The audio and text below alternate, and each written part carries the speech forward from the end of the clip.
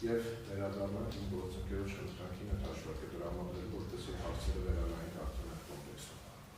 Մինչև հաշվարկին անդրադառնալու հարցեր ունենք։ Չէ, այդ դրոշություն հաշվարկը նաև հաշվարկը պետք է իրականանք այդ ներողություն ունենք, որ հարցերը առաջանում։ Իրավական այն հարցերի, որոնք հաշվարկին չեն վերաբերվում։ Բացառություն դոկտորան կրկնող լինի իմ հարցը, որովհետև ես չհասկացա Անդալակինի հարցի պատասխանը տրված։ Ճիշտ հասկացա, որ այս որը պատասխանեց, որ այո, կարող ենք քննարկել նաև 91 թվականից առաջ ստացված գույքի օրինակավորության հարցը։ Ես գույքերի մասին չէր պարոն Հակինյան։ Եկամուտների օրինակավոր։ Գույք եկամուտ։ Տեսեք, կարող է դա քննարկման առարկա դառնալ այն համատեքստում, թե արդյոք 91 թվականից հետո անձինք որոշակի օրինակական եկամուտի մնացող կարող են ունենալ, թե չէին կարող ունենալ առնվազն այդ մակարդակում հնարավոր է որ դա դառնա քննարկման առարկա։ Մնացած մասով այս բանի համենայն դեպս հստակ չեմ կարող ասել, որ դրանք կքննարկվեն, եթե կներկայացվի ինչ-որ բան, արդեն ըստ դրա կփորձենք հասկանալ արդյոք դրանք կքննարկվեն, թե ոչ իրավասու։ Ես ոնց հասկացա, հարցավերի տեսական էր, քան գործնական, ճիշտ եմ հասկացա։ Հա, տեսականորեն խնդիր կա օրենսդրության տեսանկյունից միանշանակ։ Բայց պետք է հասկանանք արդյոք կապված թե ինչ ապացույց է։ Չեմ հասկանում, խնդիր կան ասել, ինչ եք էլի հասկանում։ Օրենսդրության տեսանկյունից, քանի որ դա արդեն ԽՍՀՄ օրենսդրությանը ենթակա, այսպես ասած, հարաբերություններ են լինելու։ Իսկ մենք կոնկրետ դեպքում գործում ենք 91 թվականից հետո Հայաստանի Հանրապետության օրենսդրության հիման վրա։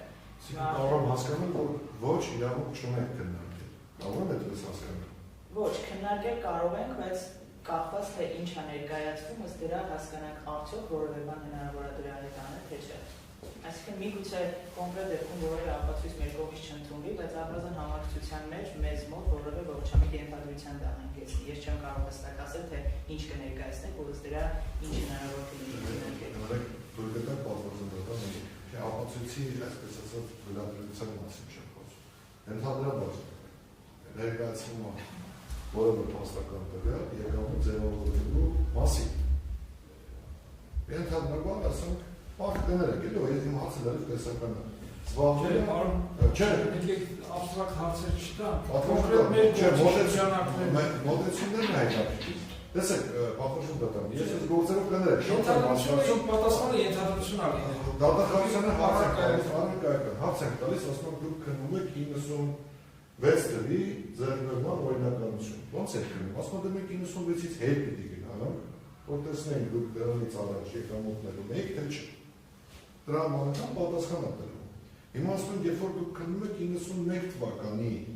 սեպտեմբերի 21-ի օրվա դրությամբ, այս օրենքի գույքի օրինականություն, այդ տրամաբանությամբ պիտի հետ գնանք սեպտեմբերի 20, 88 թիվ, 85 թիվ, հիմա 85 թվին ենթադրենք, անձը զբաղվել է ձեռնարկատիրական գործունեությամբ, բոլորս էլ գիտենք, որ ԽՍՀՄ ընթացքում այդպես չէր, որ մի պաթոլոգիատրելի էր, ուսումնականների ինչ-որ պահից սկսած, այդ անցումային փուլում, դրանից առաջ, ասենք, դա դիտարկում որպես սպեկուլյացիա, պատվարժան Իմ հարցը լեգիտիմ է։ Հիմա մենք իսկ գործում ունենք նման հանգամանքներ։ Այո, եւ մենք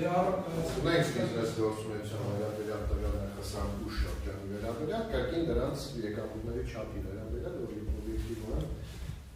տվյալներ պահպանված չեն, այսինքն մեր հարցը